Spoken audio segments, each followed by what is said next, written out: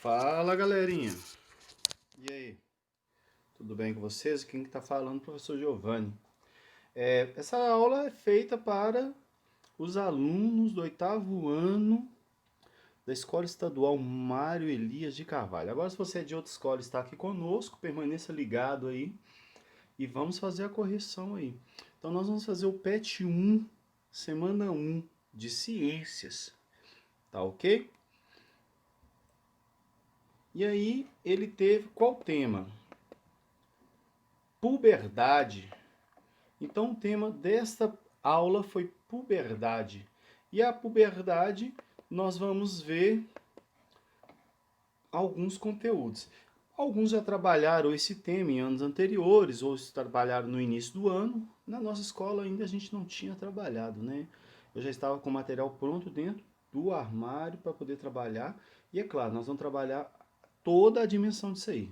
Quando a gente retornar, está tudo pronto lá aguardando a gente, tá bom?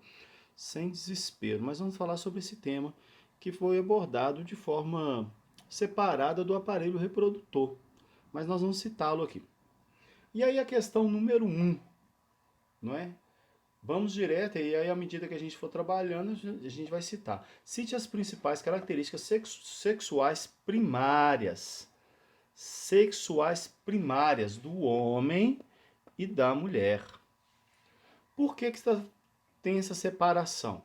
Porque a espécie humana tem um dimorfismo sexual. O que é dimorfismo sexual? Há uma separação entre os sexos, física mesmo. São diferentes.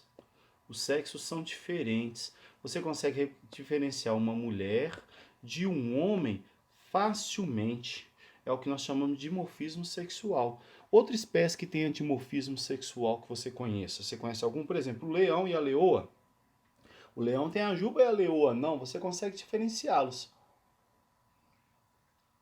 Na espécie humana é a mesma coisa, tá ok? Então essas características elas são agrupadas em dois conjuntos diferentes. Nós temos as primárias e as secundárias.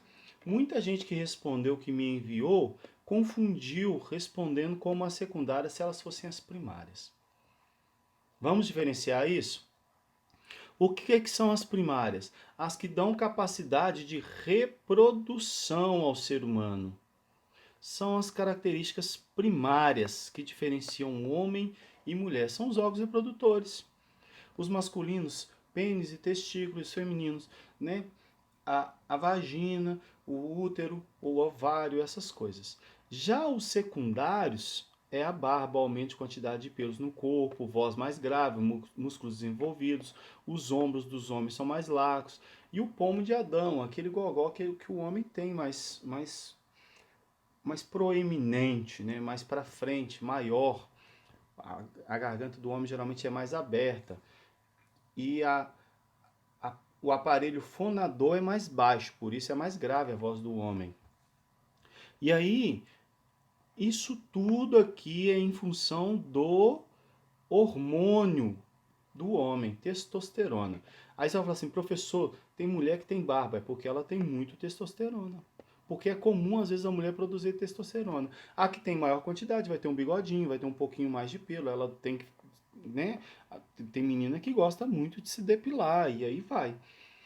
Então, é em função maior quantidade de testosterona na mulher. Ah, Giovanni, quer dizer que ela está tomando testosterona? Não. Ela produz. Tem uma quantidade que é aceitável na mulher. Inclusive, essa prática de tomar testosterona é uma prática muito comum no esporte para que a mulher possa desenvolver músculos, né? Principalmente esportes de luta e de força física. É banido. Quando a medida do testosterona, da quantidade de testosterona na mulher for maior do que o índice permitido, é doping, tá ok?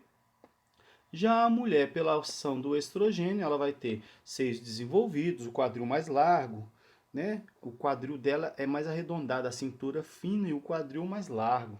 A voz da mulher tende a ser mais aguda que a do homem e a ausência de barba. E aí, como eu disse, há suas exceções em cada um dos casos, né? Existe um homem com voz mais aguda, isso não tira dele a masculinidade. E aí vamos lá, voltando aqui, só para poder citar, se você dá uma pausa aí e copia a resposta, tá? Se você precisar. A partir daqui já fica essa dica aí para você. Precisou da pausa. Vamos lá, para a atividade 2. Um aluno fez a seguinte afirmação: a fase de transição entre a infância e a vida adulta é a puberdade. Já a adolescência é um período no início da puberdade, no qual o corpo de meninos e meninas muda, tornando-se cada vez mais parecido com o corpo de um adulto, apto para a reprodução. A afirmação do aluno está correta? Justifique sua resposta. Fácil, né? Está errada. Como assim, professor?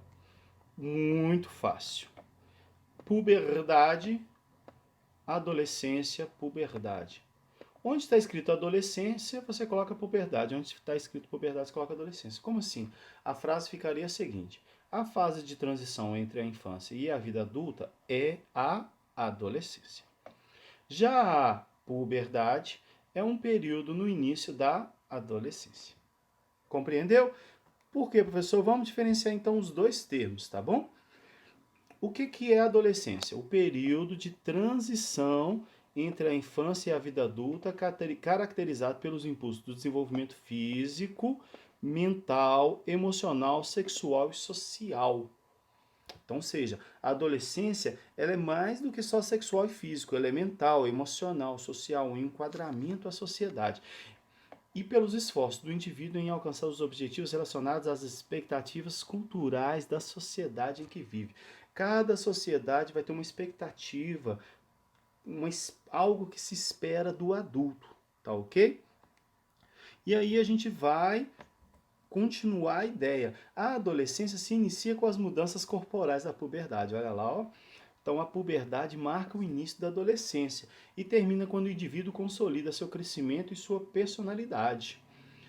Olha, não é só o crescimento, mas também a personalidade. Ou seja, a adolescência ela vai até os 20 e poucos anos, tá ok? Obtendo progressivamente sua independência econômica, além da integração em seu grupo social. Aí você vai ter sua profissão, pelo menos uma ideia já, né? Você já vai estar engajado. Então a adolescência, ela dura bem mais do que a puberdade, sendo que a puberdade já vai durar ali até os 17, 18 anos, né? No máximo 20 anos, dependendo do corpo da pessoa. Já a puberdade, assim que parar de rodar, a gente lê, né? É o fenômeno biológico que se refere às mudanças morfológicas e fisiológicas, forma, tamanho e função, resultantes da reativação dos mecanismos nervosos. Essas mudanças corporais são parte de um processo contínuo e dinâmico que se inicia durante a vida fetal. Olha lá, ó, começou lá quando você era feto, toda a formação. E termina com um completo crescimento e fusão de todas as epífises ósseas. Epífise é aquela pontinha do osso que é feita de cartilagem e outras coisas que está aberta, que vai possibilitar o crescimento do osso. Ela fechou, o osso não cresce mais. Mas a puberdade não termina só aí, né? O desenvolvimento das características sexuais secundárias, né? Formação de barba, os seios, com a completa maturação da mulher e do homem, completa, tá ok? E de sua capacidade de fecundação através da ovulação e espermatogênese. A mulher, ela já nasce com os óvulos amadurecem e ovula. Já o homem, ele produz esses espermatozoides a vida inteira. Então, a produção dessas células reprodutivas, né, os gametas, é que pode possibilitar a reprodução, tá ok? Então, e respectivamente garantida a perpetuação da espécie humana. Então, quando terminou isso tudo, acabou a puberdade. A adolescência dura mais, porque é até você se enquadrar, né? Tem gente que termina a adolescência com 16, a puberdade com 16 anos, mas vai terminar a adolescência com 25, porque é o tempo de enquadramento social também. Vamos lá para a atividade 3. Então, vocês entenderam lá 2, né? A resposta já tinha dado lá no início. É só trocar as palavras na frase que está na questão. A maneira de passar para a vida adulta está relacionada com a cultura. Pesquise sobre o tema e comente com os povos indígenas e outras culturas marcam essa passagem. Como os povos indígenas e outras culturas marcam essa passagem? Como? Geralmente com celebrações, tá? A nossa sociedade, ela herda características de outras sociedades que também tem essa característica de marcar essa passagem, né? Essa passagem da adolescência aqui, ó. A festa de 15 anos é uma delas. Antigamente, a festa de 15 anos era feita para as moças que não haviam encontrado pretendente, onde o pai apresentava essa moça para a sociedade como uma possível moça para ser casada. É uma novidade para você, né? Ou seja, o pai praticamente estava oferecendo a filha para a sociedade. Essa é a origem da festa. Hoje, a gente continua marcando essa passagem da vida adulta como uma celebração, né? Tornou-se algo alegre, algo feliz, retirou-se essa ideia de oferecer a filha para a sociedade para ficar livre dela, para casar logo. Mas a gente continua com esse ritual de passagem para as moças, dos meninos com 18 anos, né? Sempre tem aquela a marca. A nossa sociedade celebra os 18 anos do rapaz com o exército, né? Vamos para o exército, que é isso mesmo. Então vamos lá. A questão 4. Quais são os hormônios sexuais? O masculino, testosterona, e o feminino, estrogênio e progesterona. O estrogênio, ele forma o corpo da menina, possibilitando aparecimento das características sexuais secundárias e as primárias. Progesterona, ele atua basicamente na gravidez. Vamos resumir assim. Depois nós vamos vê-los um pouco mais aprofundado, tá ok? Mas grava isso.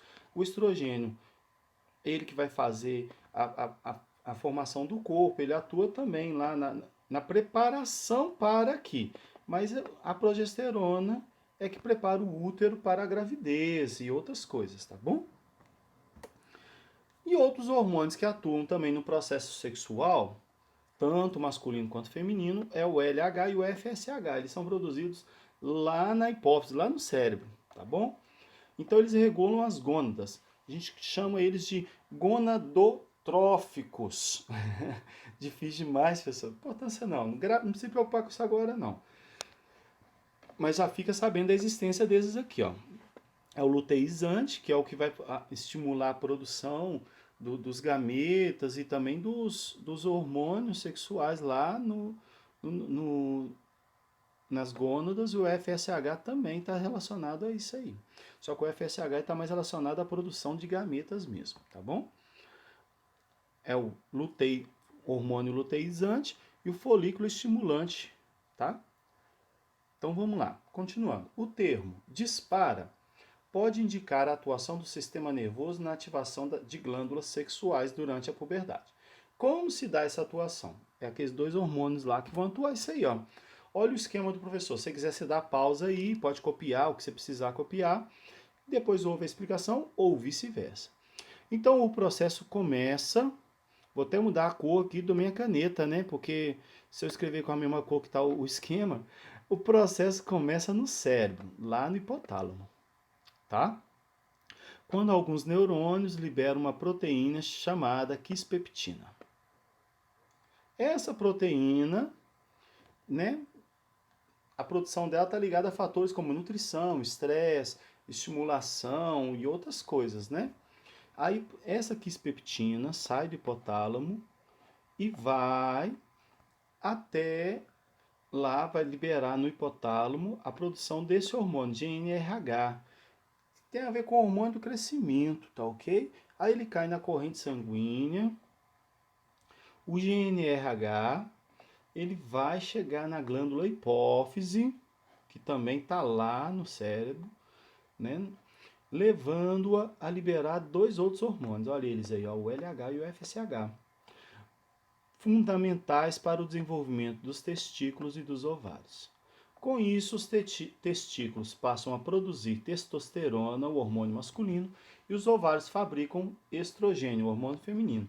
Eles produzem as características sexuais típicas de adultos, como seios e barbas. Tranquilo? Então, como que o cérebro atua? O hipotálamo produz esta aqui, esta enzima, essa proteína, que libera esse hormônio para poder liberar esse hormônio. Olha que confusão! Difícil, né? Gravar? Mas fica com isso aqui, ó. Se você ficar com isso aqui, ó, já é metade do caminho andado. Esses dois hormônios aí liberados pela hipófise. Tá ok? Gravou isso aqui. E aí esses dois aqui vão lá nas gônadas, no testículo ou no ovário. E estimula esse amadurecimento. Tá ok? Gravou? Beleza. Dá a pausa aí, copia o que você precisar e eu sigo aqui. E aí, para vocês, hoje eu vou deixar um desafio sobre esse assunto. Com quantos anos aproximadamente termina a adolescência? Eu falei ao longo do vídeo. Eu peço que você responda sem voltar no vídeo, tá ok? E obrigado pela sua atenção. Fique bem, hein? Fique em casa. Só sai se necessário, né? E vá onde puder ir, mas sempre com a máscara, higienizando suas mãos. Pode lavar com água e sabão. Não precisa usar álcool em gel sempre, não. Em breve, se Deus quiser, nós estaremos juntos na escola. Qualquer dúvida é só chamar lá no WhatsApp ou qualquer rede social. Bom dia para vocês.